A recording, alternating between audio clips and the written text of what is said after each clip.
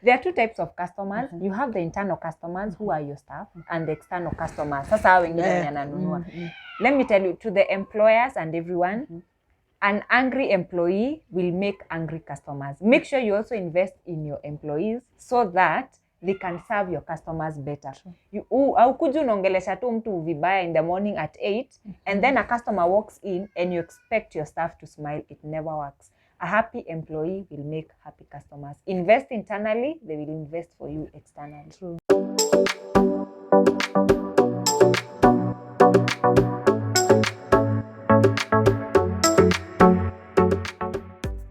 Hello, good people, and welcome to Liz Wataka Show.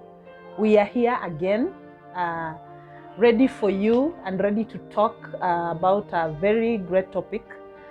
And I have a guest with me. She will tell us her name. I know you know her. Most of you know her because she has done another topic, a great one with us, and it was very interesting. Today, I can promise you that today's one is very, very interesting. I will invite her to tell us her name and maybe tell us something. Karibu sana. Thank you, Liz, for having me yet again. My name is Wambui or Susan. So I'm here yet again to discuss an exciting topic on customer experience. I know most of you know it as customer care, customer service, but I'll tell you why it is customer experience. Thank you, Liz, for having me. Karibu sana. Thank you also, Susan, for honoring our invitation. It is not easy. I know you have a tight schedule. I know, but you've decided to create some time to come and talk to us. Karibu sana. Thank you. Now, Susan, it is a great topic about customer service, customer experience, customer care, name them. But now I would like you to take us through and kindly tell us what is customer experience or customer care or customer service. Thank you, Liz. I'll begin with what most people commonly know it as customer care. And customer care simply means care. Care is when I meet Liz, I meet someone else, I give them the care they deserve. Customer care is simply caring for the customer. For example, someone comes to your shop, they need a handbag, they need a packet of sugar, you just take care of their needs. What is customer service? Customer service means meeting the need of that particular client at that particular time. This is someone who needs a packet of sugar, they need a bar of soap, you make sure you give to them. That is customer service. But then again, the industry is changing. We are no longer doing customer care, we are not doing customer service, we are doing customer experience. What is customer experience? Customer experience is the sum of all the activities that happen before you interact with the customer, when you interact with the customer, and after you interact with the customer. Because the customer journey does not begin when someone comes to your shop or someone comes to your office. It begins from the point that the customer interacts with you. Does the customer interact with you through your website? Do they interact with you through your social media platforms? Do they interact with you on email? Do they interact with you in person when they come for the office visits? That journey begins even before the customer thinks of contacting you. And that means when you're thinking through your entire customer journey, you have to think like a customer. Before this customer gets to my office, before they get to my business, how do they get in touch with me? That means making sure your website is good, making sure your social media pages are good, making sure that your office is friendly and your staff have the right training so that they can handle the customer. And when your customer comes on board, from when they call you, from when they write that email, from when they visit the office physically, how you're able to serve them. Then from there, there's something called the post-customer experience service, or what we call the after-sales service. What happens after the customer interacts with you? What happens after the customer gets the service from you or buys the product from you? Are you available for the after-sales service? Are you available for them to complain? Are you available for them to share the feedback? That's why it's customer experience. Before interacting with you physically, when they interact with you, and after your interaction. It's a whole process. Wow. Yeah. Wow, that is a nice one. Thank you. You've really explained it well. And Susan, help us understand, can anyone be a customer experience staff? No, there's a great misconception on who a customer experience staff can be. You know, everyone assumes that as long as I can come into the office, wear official, sit on that C-suite desk, have a laptop and have a phone, and as long as I can pick that phone, I can be a customer service personnel or just serve any other customer. No, customer experience is a profession.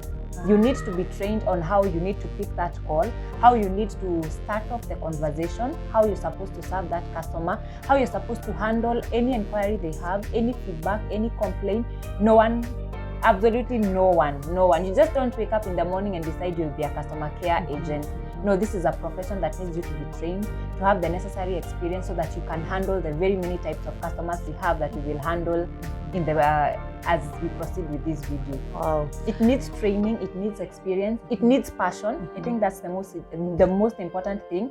You don't wake up and become the same way you don't wake up and become an engineer. Is not the same way you don't wake up and become a customer care agent. Susan, you've made the customer experience be as big as the engineering. Yes, because the reason why customer care is important, it's because that is where the customer they come in touch with the business, so to say. Okay. If your work is to create or manufacture TVs, the TV will get in touch or reach the customer at the end of it through the customer journey. So that means the person who is manufacturing it, the engineer, anyone in the business, how do I put it? Let me put it in the simplest terms. The engineer is important in any business. The farmer is important in any business, so is the customer care agent. You cannot underrate the importance of having customer care in your business. And the reason we have so many complaints surrounding businesses is because we do not get the customer service right. People will get the managers right. Everyone will get the security personnel right. Everyone will get the production manager right. But when it comes to customer service, we get it wrong. That's why we have so many complaints around the business. Yes. True. Now, I hear you, Susan. I hear the reason as to why I asked you if anyone can be a customer service experience staff is because nowadays, as you also know, and even as my viewers also can attest, when you're out there, maybe you're looking for a job or you just cleared college or something like that, and you're waiting for this next step. I normally hear most people saying, hello, hi, how are you? Are you able to get something for me so that I can be doing as I wait for my results, or even for my next step? Something like what? Anything, even if it is a customer care job in an office. So that is why I asked you, because most of us look for jobs feeling maybe that customer care ni ya kushikilia. It is just a bridge. Now that is where everyone gets it wrong. Yeah, because you're doing it as a, let me call it as a, it's not a priority. It's not what you're passionate about. You're doing it as by the way. And that means when a customer comes, you know what, I am not here to stay. So please, staki maswali mingi. So because I know I'll not be here tomorrow, you know, this is just a stepping stone. If you want to get into customer service, fine, but get the right training. Wow. Yeah, get the right training. That is anyone very clear. can be, but get the right training. You Okay. don't wake up and go serve a customer. You need to know the psychology behind that customer, because you know some customers will just come out of the blues. They just start abusing you. And you know, if you're just doing it for the sake of doing it or for the sake of having your salary at the end of the month, utapata mnainuana hapo na customer. And you know, customer kona stress zake. True. Someone just has a bad day. So if you're doing customer service as a by the way, mtainuana tu hapo. Very true. Yeah. Very true. My viewers, I know you are picking something. This is a very interesting topic because I know it is wide. It can be applied anywhere. But Susan is here to tell us more about that. Susan, I would like to ask you, how does maybe one apply customer service? Then I will just ask you to take us through the whole customer experience thing, help us understand about customer experience. Oh, thank you, Liz.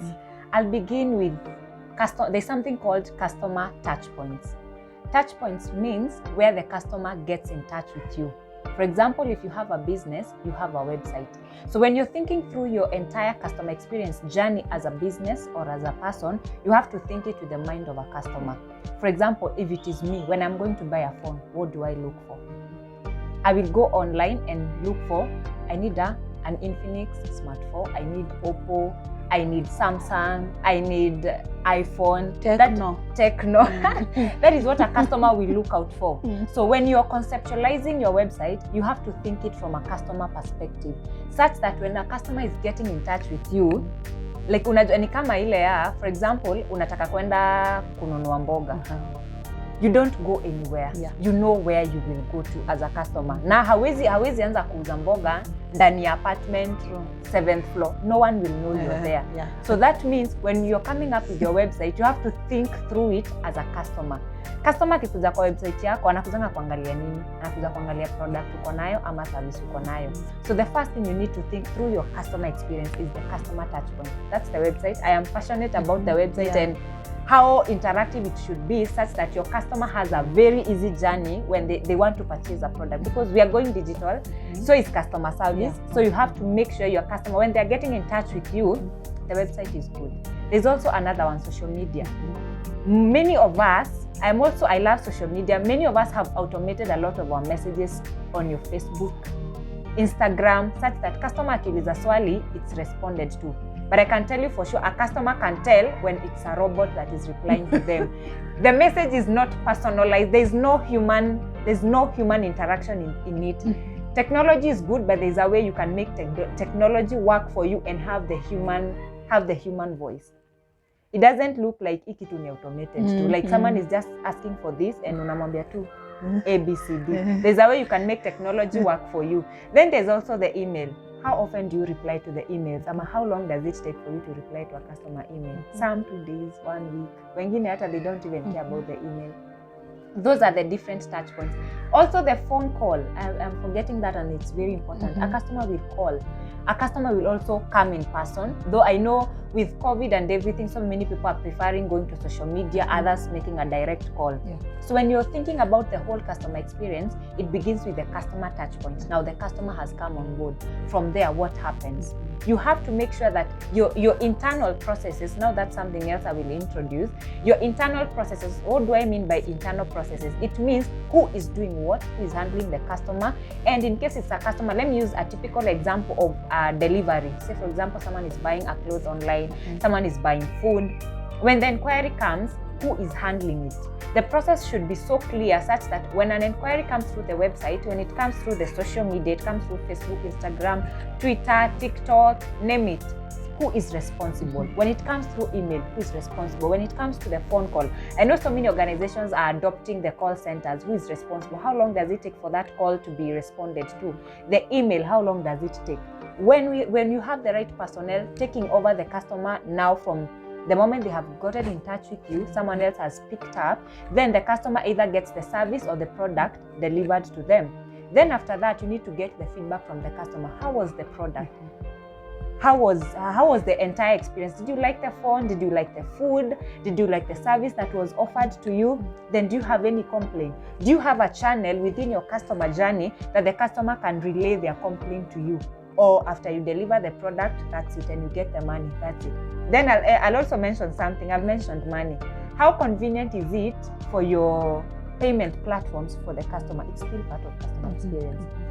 If I'm having a lot of challenges making my payments to your till, to your pay bill, to your bank account, it contributes to customer experience. So it means from the point that the customer comes to you, the point they make the payment, to the point they get their receipt, to the point they get their product, that's the entire customer journey. And I can tell you for sure, when you have a very convenient and a very efficient journey, the customer will always come back. I don't want to buy a product from a person who takes actually 2 days to deliver to me. That's too long. That's too long.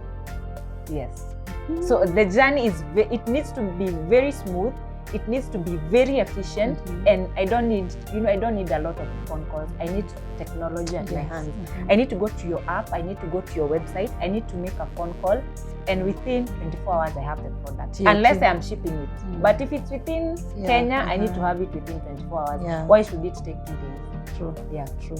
I think, Susan, there you're trying to handle even the issue of TAT, turnaround time. Yes. Because no one wants to buy something that will take long. Yes. No one needs that service. Yes. Because if it will take long and I'm buying it through maybe WhatsApp or Yes. I would rather walk and come I would there. rather walk. Yes. And you know, the most exciting thing with a customers have options. Mhm. Don't sit down and think, okay, we know the monopolies, there are very few. And actually, they are not monopolies because people are moving to solar. So we have options.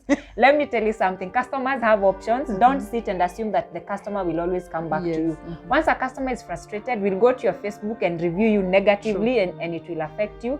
Just make sure you serve the customer. In any case, you're existing to offer the services and the products. Wow. Yeah. Wow. Very interesting. I love the topic.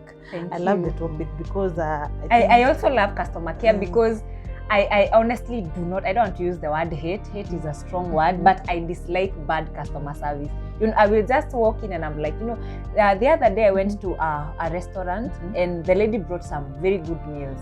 Then when I asked her, excuse me, I needed to order a drink. And she told me, I knew she was busy. But she would rather have told me, just a minute, she told me, ngojea kidogo. And I was like, you know what, you can keep your drinks. Yes, there's a language you can so you use. didn't buy. I didn't buy it. You see? Yeah, and I needed it. The language is very important. Wow, Yeah. true. I know you're busy, but there's a way you can communicate to me. Just wait. I don't have a problem with waiting. I have a problem with how you communicate. Wow. Yeah. That leads me to the next question. Yeah. Is there good customer service, customer experience, and bad Absolutely, customer there experience? Because let me ask a question to our viewers and Yes. to you as well, Yes. Liz. Do you have one place that you always go for if you need a particular product? Yes or no? Yes. Do you Very have a true. place that you will never go back? Exactly. Then Very that many. answers the question. One means the service was good, the other one was bad. Why? Because let me tell you, most of the times the products are not bad. The service, in this case, when I mean by a service, I mean maybe you went to a salon, maybe you went to another place that you needed maybe your nails done or something else that was a service. Then a product, maybe you needed a phone, you needed a meal, you needed something else. Maybe you needed a household item, that was a product. Sometimes you do not have a challenge with that particular product. You do not have a challenge with that particular service that you are offered at that particular business. You have a problem with the experience you got with that particular person. That's where the problem comes in. And that's what defines a bad and a good customer experience. Yeah. You're reminding me, Susan, of this issue of, you know, nowadays we do many of our purchases through the social media. I don't want to name them exactly. Yeah. But when the item is delivered, kuna time siku hizi tunatumia vitu kwa ground inakuwa different kidogo because whatever you saw versus kwa what was status, delivered. and ladies can attest that handbag kwa status ilikuwa leather. Yeah. Your dress kwa status ilikuwa tacky. But the moment it is delivered, I'm telling you, one day I was shocked. I ordered a dress, but when it reached, actually kwa status it was very, very nice. But now, okay, the price also made me worry, but I decided to say, let it just come. When it reached, Susan, I can tell you, it was in a very small shopping bag, small You could one. tell this is not what I thought. Then, okay, I was asking myself, this small thing, is it really going to fit me? Ni nguo ya mtoi kama ni yangu? Nikasema acha nisijiulize sana. The moment I removed the dress, okay. By the way, I just had to return. Nikampigia huyo, I paid for the delivery charges. Nililipa huyo cause okay, yeah, ana makosa. Ametumwa, you see. But I just called the owner nikamwambia, that is not something that I can even put on. I cannot put on something like that. But it is very good if you are advertising maybe an item, use real photos. Tuache kutumia maybe the photos that are coming from outside. Zinakuanga very nice, very, but ikifika kwa ground, Now, let me tell you, now that one touches on marketing. You know, marketing, when someone is marketing a product, they would want to display the best of the best of the best of the photos. Now, I know businesses have a challenge with giving you real photos. They feel like the customer will pull out. They would not want to purchase that product, but I will insist on being truthful to the customer. Tell the customer the truth. If this particular, for example, you would now, let me introduce a different aspect. Now, customer service is wide. Let me introduce another aspect of hidden charges. I don't know whether you have interacted with the product that you purchased. Then all along umekuwa ukijua hiki tu ni 100,000. Then you're told, you know what, you have to add some 5,000 for ABCD. It tells you from the word go, the business was not clear. So as the business, even before we come to the customer, as a business, how truthful are you? How factual are you with the photos that you're sending to the customer? And you as a customer, did you go a step further to ask for the real photos? Because most of us are visual beings. You will make a decision out of, I have seen this phone, I have seen this dress, and maybe the lady mwenye amevaa hiyo dress ni model too. So mimi nitanunua tu hiyo dress thinking in my mind, this is how I will look. So in as much as the business will send you, will display the very beautiful photos on the website and social media, you can go a step further, inquire. Tell them, you know what, I need a real photo of that dress. Yeah. Or can I get a real photo of a Kenyan wearing that dress? Yes, yes. Wow. Yes. It is a challenge. And I know my viewers, I know even my viewers. And the most interesting thing is businesses will not stop using those photos. Yes. So it's up to you to make sure inquire as much as you can. Also, there's also a policy, it's not written on a stone that you have to pay before the delivery. You can tell them, you know what, I will pay after I see this item. It's part of your due diligence. Thank you. Susan, there's this statement that I always hear since I became a grown-up and I knew about maybe customer care, customer service, customer experience, that the customer is always right. The customer is always right. I'm not sure if I understand that statement. And now that you are an expert in that field, I would love you to explain to us, is it true? Is the customer always right? It is true, the customer is always right. In what context? People picked the statement, the customer is always right, and ran with it at face value. The same thing, unaweza assume, you know what, this thing is good. So people picked the statement, the customer is always right, without getting a background of what that actually means. I'll tell you why the customer is right. The customer is right because they can determine the success or the failure of your business. They can also determine how many more referrals they will give you or how much damage they can cause to your business. The customer is not right when it comes to pricing of your business. The pricing of your products. Unajua unaweza kujionea this item is 10,000. As the customer, I tell you it's 1,000. I am not right because that is not the right pricing of that product. But I am right because I can cause the failure or the success of your business. How many businesses have gone down? It tells you the customer was right, maybe in how they gave the complaints, how they gave the feedback, but the customer being right, if I kuchukula at face value, you need to look at it beyond the statement. Look at it with how are you supposed to serve the customer? Yes. Usichukulia at face value. Okay. But the customer is right. Why? When you look at it from the broader perspective, anaweza fanya hiyo biashara yako yangu. Me, I'm trying to think about a customer who is who is difficult, lack of a better word, and is he or she is insisting on something that is not correct. Should I also still say he's right now that he's my customer? I will introduce a different perspective before we handle the difficult customer. Why is the customer difficult in the first place? We have to do a simple background check to analyze why is this customer feeling, you know what, I feel this is the right thing and I feel I'm entitled to this thing. There's a background to that customer. One of the things that makes a customer difficult is when they feel they are not listened to. Or when the customer feels like, you know what, you are not giving me the attention I deserve. That person will definitely be difficult. All of us are difficult customers at one point. Ujaenda kwa biashara ya mtu and you feel you're so entitled to bargain this thing. Staki. Nimesema uniekee kubwa. Ama uniongezee kidogo. Equality si mzuri. All of us at one point tumekuwa difficult. Why? Kuongezwa mpaka mboga. We felt our needs hazijakuwa met. Ama we felt our expectations hazijakuwa met vizuri. I think that's what I can say.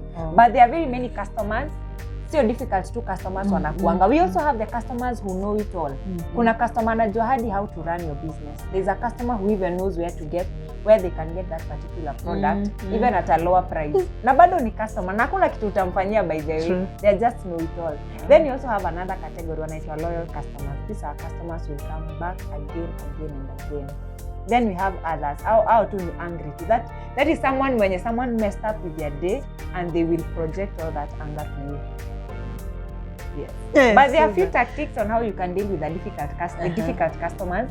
One of the things you need to do is just listen to them. Mtu mwingine tu atakanga tu msikize. Maybe mtu ana do ya kutosha. They are just being difficult because they cannot afford that particular product. So they want you to come down to their level. Unajua hizi punguza kitu ya 100,000 ikuje 10,000. So what you can do, give that customer options. Yes. So that is a difficult customer. And there are many, by the way. There are very many. Others, they feel like they want to speak to a senior person. Not because of anything else. Kuna mtu ana feeling it, you know what, you are not my level. And unajua, maybe they want to speak to the managing director. And maybe the managing director is busy. Someone is just difficult because of, let me put it, because of their ego, or they feel like, you know what, I need to sit in a C-suite office and be addressed with the manager. Sio mtu tu amevaa t-shirt ya customer service. Ama t-shirt ya kampuni. Alafu kimuuliza anataka nini, maybe they just want to buy an item. Now, Susan, that is another question. Help us deal with a client who has worked in an office and you are there seated as the customer experience maybe staff, and then he or she asks you, okay, maybe whatever he wants is something that can be handled even there, right there, can be handled by the person at the reception. But now the way the client walks in, maybe he knows maybe the directors of the company, but now they need what actually the client needs is to see them. But the way they put it makes you feel very small at the reception because they don't even have time for you. As in, ni kama unamuestia time. Amefika, hi, how are you? I would like to see the director. Now the customer experience person wishes to explain that the director maybe is in a meeting, ama hata hajaingia job, ama hata hayuko, but the person just feels unamdanganya. Unaona, how do you handle such a client? It's very simple. Unaona watu kama hao, they will always be there. Even us, at one point we felt like, you know, I want to speak to a senior person in this office. Not because of any solid reason, you just want to feel important, so to say. The basic rules of customer service. When a customer walks in, just welcome them, make them feel comfortable. You can give them options. Can this manager serve you on behalf of a certain director? Or how can I be able to help you? Or can I schedule you for a different day? Because, for example, if your director's calendar is marked for the entire month, just make them know, did you have an appointment? Yes or no? In case you didn't have an appointment, his calendar is closed up to June. So is there a way I can help you? Or maybe can you leave a message, and when he comes in, I will relay the message to them, and then I'll give you the feedback. Give them very many options such that they can settle on one. But don't be too rigid on hayuko. Can you give them an option? Mwambie, our managing director is not in, but our finance manager is in, our marketing manager is in, our customer experience manager is in. He or she may be able to handle your issue. If not, can you leave your message? But I'll not assure you will get feedback by today, maybe by the end of the week, or maybe he's out of the country on a business trip or something. Maybe you'll get the feedback in 2 weeks' time. Give them so many options and make them settle on one. But at the end of the day, let the customer go away. Feeling like you have handled their situation. Because what most customers want, they want to feel like they want to feel that you have provided a solution. Amidst them being difficult, anataka feel, by the way, and that lady handled me so well. Then, one thing I will always insist, don't take a customer complaint personal. A customer may be complaining about a business, about a speaker, maybe walinunua, about a phone. They are complaining about the phone, they are not complaining about Please, don't take it personal. Actually, take it as a learning point. Just know that if one customer is complaining, there may be many others out there seated. They will never complain, but they have made a decision never to come back. Make it as a learning point. Actually appreciate the one who complains openly. There are many who keep silent. Yeah. Tusiwachukulie vibaya. Usiwachukulie vibaya. Tusikach. Usikach. Actually huyo tu ni yeye atakusaidia ujue by the product yenu si fit. Because wengi like most of us utanyamaza but we will never come back. True. And that is very dangerous. Yeah. I would rather handle a complaint ijue, by the way this particular item had a defect, how can we sort this out? As opposed to you're still selling a product that no one will buy because of a negative message that has been spread out there. My viewers, we are learning. Hapo kwa complain, I didn't know that it is a learning point, but now I know. Susan, help us deal with an angry client. My perspective always narrows down to why is the person angry. Liz, the last time you were angry because of a business, why were you angry? Something went wrong.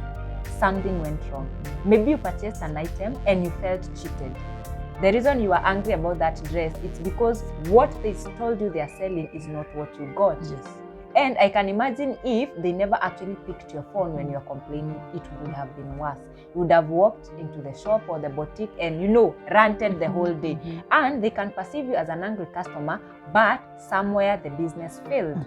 Why? They never gave you the right information. So when you're dealing with an angry customer, just make them calm down, let them settle, and just listen to them. Get to know what the problem is and find a way to solve it. Because mkianza kujibizana hapo, you're not providing a solution. You're actually becoming unprofessional, and they find more reasons to be angry. They actually feel like, you know what, you cheated me about this product, and when I come to complain, you're actually not even listening to me. Calm them down, listen to them, and find a solution. Wow. Yeah. That is great. Solutions, actually. Don't provide one, give them so many options. Are there ways to improve customer experience, maybe? Very many of them. One of the best and the most practical way to improve your customer service is to think through your entire process. The first thing you need to do is just sit down and think, how good is my website to my customers? If, for example, you're in a circle or you're in real estate like me, when someone goes to your website and they want to purchase a particular land, say anywhere in the country, when they click on that product, are they able to see the price? Are they able to see any other detail they might be interested to see? If they need to inquire more details, how available is your customer service agent in the office? How well is your website done such that your customer is okay end to end? So one of the things you need to do is just make sure you evaluate all your communication platforms. That's the best way to improve your customer service. Then the other thing is surveys. Make sure the customers you have on board, you do very consistent surveys to know about your processes and about your products. Because you cannot sit in the dark and assume that your customer is okay. There are so many complaints that no one will voice them out until you give them a platform to raise them. Make sure you do the surveys to your customers, and also you can actually do an online review of how your customers respond. There are so many groups right now. There's 52 weeks challenge, there's African leading ladies, there's the buyer beware, there's so many groups, Facebook groups that people will keep complaining about businesses. How often do you check how people talk about your business? Then the other thing you can do is technology. There are so many ways, there are so many customer service platforms and technologies that you can adopt in your business. Right now, people are going to artificial intelligence, where you automate all your processes such that the customer, hata kipigia simu usiku 12 ama 2, they feel help, unless they have maybe a very special issue that needs in-person handling. But make sure you also invest in technology. Yes. Wow. That is nice. One last thing, make sure you also do your audits internally. Say, for example, you have 1,000 customers. You can do random audits of how are the customer documents, how are the customers' contact information. You will be shocked to realize many businesses are on a number of simu za customers. How will you get the feedback from the customers? You can do internal audits about your processes. Then also trainings. There are so many things you can do. Make sure regularly you're training your staff on the best practices. Then one more thing, is your company registered with ICX? That's the Institute of Customer Experience in Kenya. Many people don't care about registering your business for the best practices in customer service. Most people want to register the business with get licenses, Akanjo and everything, but they don't care to register with professional bodies. So ICX they're actually the ones who organize the customer service week that happens the first week of October. Make sure you register with them. They have very good trainings that they will train your staff for free, and you will keep on improving. Yeah. Those are good insights. Thank you, Susan. Thank you, Susan. You're making us learn a lot, and we really appreciate. Now, I think I will add something on how to improve the customer service. There are two types of customers. You have the internal customers, who are your staff, and the external customers. Sasa wengine wananunua. Let me tell you, to the employers and everyone, an angry employee will make angry customers. Make sure you also invest in your employees so that they can serve your customers better. Haukuji unaongelesha tu mtu vibaya in the morning at 8 and then a customer walks in and you expect your staff to smile. It never works. A happy employee will make happy customers. Invest internally, they will invest for you externally. True. Very true. Okay, I love that. Sawa. Susan, customer service experience, does it apply only in the office setup, ama it's something that is even out here? We work with it. Yes. Even now, I am your customer here, so you have to make sure I am comfortable. Chunge vile ninakuongelesha. The same way with Mama Mboga. Mimi ni customer wake every day. So nikienda nimwambie, mama nani, si utanikatia mboga? Then nipate amesahau, I will feel bad. It's her business, but I am her customer. The same anywhere. You have so many customers. Kwa matatu, sisi ni customer wa hizo mata. Everywhere. Hata kwa kibanda. By the way, ask yourself a very simple question. Kwa nini ukienda restaurant high end, it's easy for you to tip the waiter? Because of the service. When was the last time you tip Mama Mboga? Okay. When was the last time you tip mtu wa kibandaski? It tells you ama wa mat. By the way, when was the last time you tip conductor? Because you feel like mtu hata anakufanyia hivi coins utoe pesa, or even mtasumbua na akikurudishia change. So you actually feel nipatie pesa zangu nishuke niende shughuli zangu. So it tells you anywhere you are. And I always keep on saying this. Don't expect people to offer you good customer service if also you are a difficult person. Don't be difficult. Kwenye unaenda, just make sure you make your request and your inquiries well known. Because one of the things utapata you're being given a wrong customer service ama a wrong product, it's because your intentions were not clear.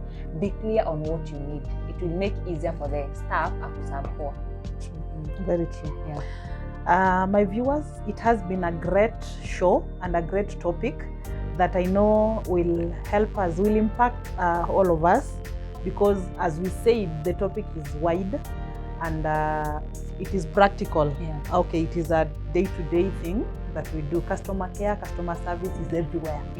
So even as Susan has said, the way we even talk to anyone out there, hata soja kwa gate, customer care, how do you even say hi to your soja asubuhi? Ama ni ile akifungua gate, umetoa gari, ama you keep on hooting. That is not good customer experience, customer service. Now, Susan, thank you for your time. We really appreciate that you've helped us learn more. And I would like to ask you to look at that camera and give us a parting shot. Anything that you would wish to tell us about the topic. Karibu. Asante, thank you Liz for having me. I appreciate once again for being here. So to all our viewers, this will be my parting shot. Customer experience is a journey. Think through your customer experience as a business, as a customer. The same way you go to a business is the same way other customers come to your business. Think through your entire processes end to end and make sure you get your feedback from your customers. Your customers will always tell you the truth about your businesses. Most of your employees will not tell you the truth about your products, about your services. Why? Because you have employed them. A customer will tell you the truth about your business and they will tell you the harsh truth that you do not want to listen to. How convenient is your website? How convenient is your social media platform? How convenient is the phone call? How convenient is it for your customer to access your businesses? Think through your processes end to end. And again, don't hate the angry customers. They will tell you the truth. And there are so many angry customers that will not approach you. Appreciate that one who is vocal. Thank you. Thank you, Susan. Now I have another question. Not really a question, but a request. I would love you to look at the camera and talk to us again about customer service, maybe in a corporate world or even business, maybe kinyozi, salon, cereals, mama mboga, general shop, etc. All other businesses that we do, and talk to us about maybe customer experience. And yes. Thank you, Liz, for your question. As we had mentioned earlier, customer experience cuts across all businesses. There's no business unaweza sema this one I need customer experience. I'll give a typical example. I am a lady. Kuna zile salon naenda, there are ladies who shave, kuna zile baba shop wanaenda. There are also other shops zenye tunanunua sukari kama hauendi super or any other business. Customer experience is very important, and you will realize people follow good customer experience. People don't follow people. Unaweza pata kuna shop ilikuwa hapa, mtu akafunga, they went to another place. Why do you find customers hawataenda kwa hiyo shop next? As convenient as it would be. Unapata mtu anauza, na by the shop ya nani alienda wapi? Salon ya nani alienda wapi? People will follow that particular experience. Watu hawafuatangi mtu. I'll give a typical example. For example, I have my salonist anaitangwa Triza. I'll mention her in this video. She does my hair so well. Clearly you can see she does a good job. Na ukipata maybe I don't want to say wanakosana, or maybe anata job a particular salon. I stopped going to that particular salon not because I hate the salon ama I hate the owner of the salon. No. I follow her because I like her services. I like the experience she gives me. I like the convenience that nikimpigia nimwambie, hey Triza, I have an event tomorrow. I need my hair done. She's flexible enough to serve me. So unaweza pata we might be friends, you have a shop, you have any other business, uko na salon, uko na baba shop, but Liz unashindwa, Susan, si nimeshinda nikimwambia niko na salon hapa Kino. Why don't I come? Na ni best yangu. Liz, we are friends. I like your business, but kuna tu vile kuna service fulani napenda kwa shop yako ama kwa salon yako such that huyo dem akimove na move na yeye. Why? It's because of the service that she gives me. I don't hate your business, I like her. And let me tell you a solution. If you notice, unapata wasichana wa salon akimove ana move na customers. If you notice you have a person, either ni kwa barber shop ama ni kwa salon, she's so good in attracting customers ama he's so good in attracting customers, invest in them. Invest in them. When you invest in your employees, they will not keep on moving. The moment you just treat your employees hivyo, people will keep on moving with them. Unashanga why someone driving all the way kutoka hapa hadi Ngong kwenda kutengenezwa nywele. Si mafuta yako nayo ya kuwaste. They are following a good person who offered them the best service and the best experience. If you find you have a good asset in your business, invest in those people. Hata unaweza kukimpea commission more. Why? They are giving you more customers. Don't assume that because alileta customers then you fire them, the customers will come. They will not come. They will follow her. And there is nothing you will do, unfortunately. Yes. Yeah. Wow, thank you, Susan. Thank you so much, Susan. Thank you so much. Karibu. My viewers, thank you for viewing. Thank you for your comments. Thank you for the likes. And thank you also for even sharing every day. And as I always say, if you have a story or you have a topic that you'd love to share here and that will impact lives out there, you're most welcome. Just talk to me. We can organize. Then we meet and do a great show just for the purposes of impacting lives out there. For today, we come to the end of the show. Thank you so much for your time, and may God bless you.